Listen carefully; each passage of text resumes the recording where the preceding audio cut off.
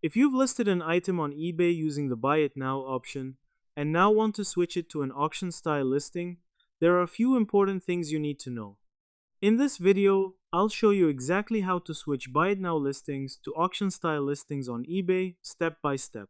By the end of this tutorial, you'll understand when you can edit a listing and when you need to relist it. First, open the eBay website or app and sign into your seller account. Go to My eBay and then navigate to the Selling section. Here, you'll see all your active listings.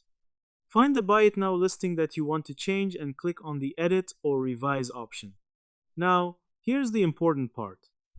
eBay usually does not allow you to change the listing format from Buy It Now to auction once the listing is active and has already received views or watchers.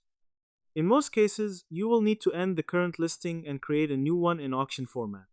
To do this, go back to your active listings, select the item, and choose the End Listing option. Confirm that you want to end the listing. Once the listing is ended, you'll have the option to relist the item. Click on Relist, and this time, when the listing editor opens, change the format from Buy It Now to auction. Set your starting bid price carefully based on your expectations and market value. You can also add a reserve price if you don't want the item to sell below a certain amount.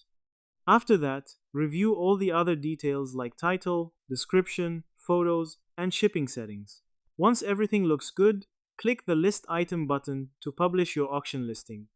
If your original listing has no bids or restrictions, eBay may allow limited edits, but generally switching formats requires ending and relisting.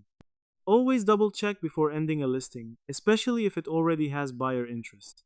In this tutorial, we learned how to switch from a Buy It Now listing to an auction style listing by ending the current listing and relisting it with the auction format. This helps you take advantage of bidding and potentially get a higher selling price.